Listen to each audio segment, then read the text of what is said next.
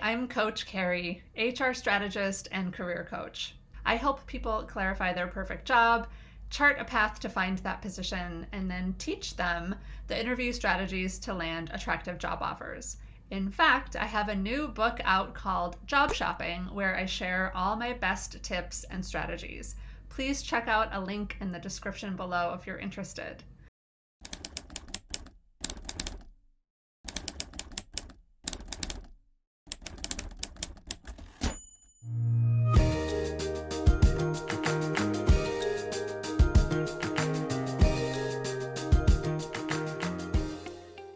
In this video, I'll be decoding stylistic interview feedback.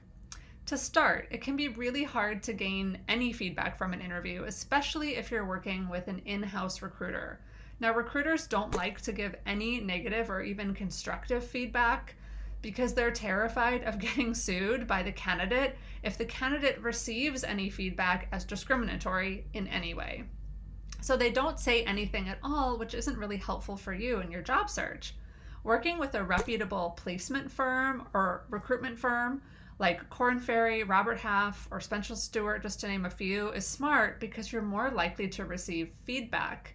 A company will tell the outside placement firm recruiter your bright spots and areas of misalignment in a way that feels more transparent than speaking directly to you, the candidate.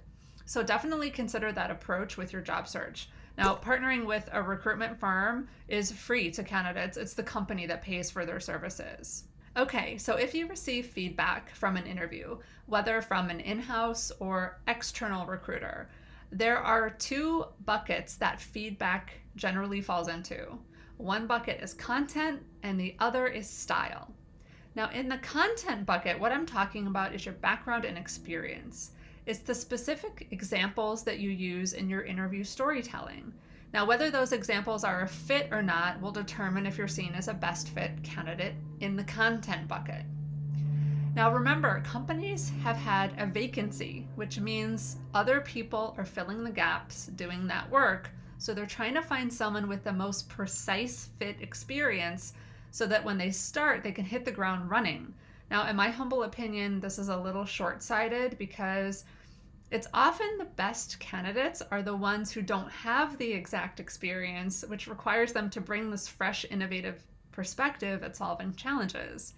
But I digress. So the other feedback bucket is the style bucket. Now, it's another big reason why a candidate doesn't receive a job offer.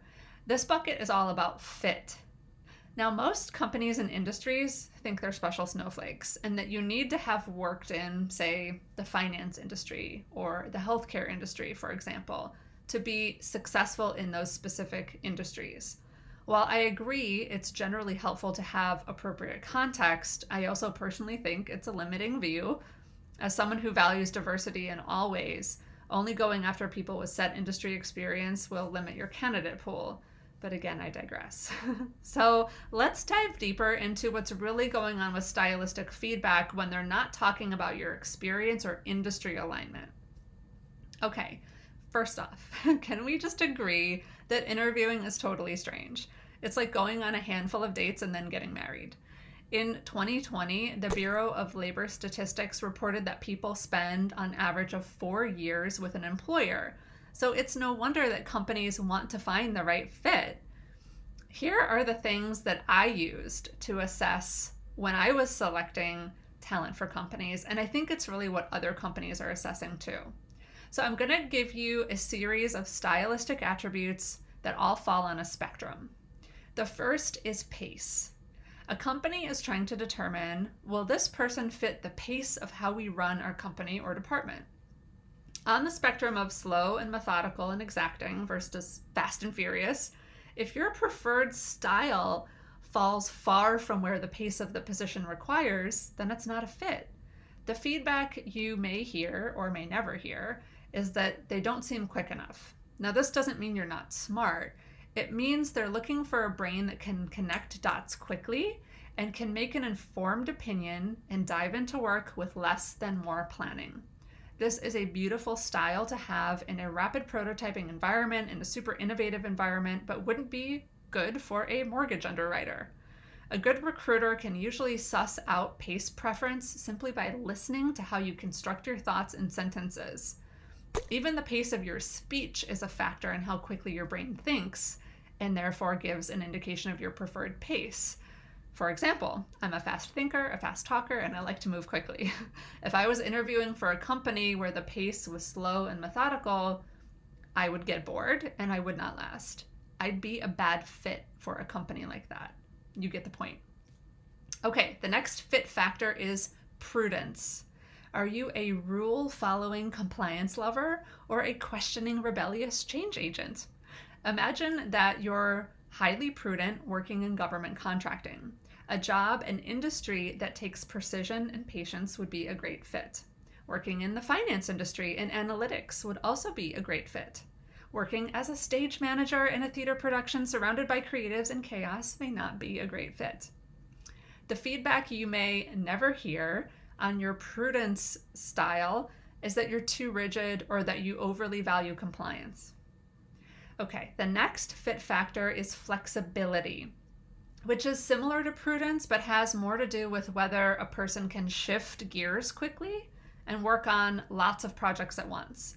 Think about many versus few and broad versus deep. Now, if you're a generalist who likes a lot of variety, you probably have a lot of flexibility. And if you're a deep subject matter expert, maybe like a software engineer who codes one section of a project at a time that requires really deep thinking to do it well, you may have less flexibility. With any of these fit spectrums, there's no good or bad. There's just an optimal alignment with the person, the position, and the organization. Okay, the next fit factor is the ambiguity spectrum. Are you a self-starter who does well with a blank canvas?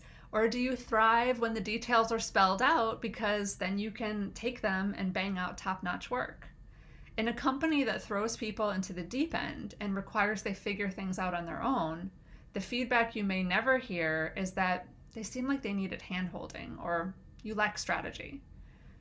Next, we've got the interpersonal sensitivity spectrum. Are you direct and dominant or highly attuned to the emotional energy of others? Both styles are great, but the needs for a kindergarten teacher versus a correction officer are going to be totally different.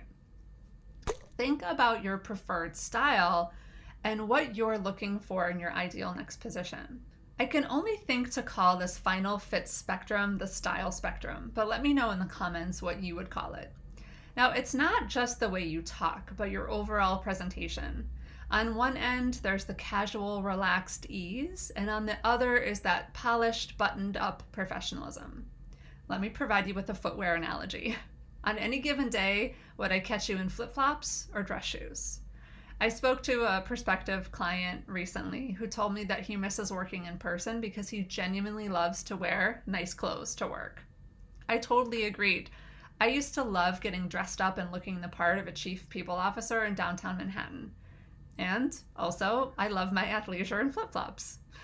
But the style or presentation spectrum isn't just about what you choose to wear. Again, it's how you show up in all facets of work. I had been trained in my many years of working in downtown Manhattan that you've got to be professional. So no wonder when I started supporting casual California companies that I got the feedback that I was too professional. I wasn't a culture fit for them. They assumed I wouldn't like working in a relaxed, overly flexible environment, and the truth is they were kind of right. Funny enough, now that I live in Berkeley, I only wear flannel. But the moral of the story is, don't worry if you don't get a job for fit issues. 30% of new hires quit during their first year because it wasn't the right fit. If the hiring team sees or doesn't see something in you that they know won't work for their organization, even if it stings in the moment, there's a good reason for that. And in the long term, it's better for both parties.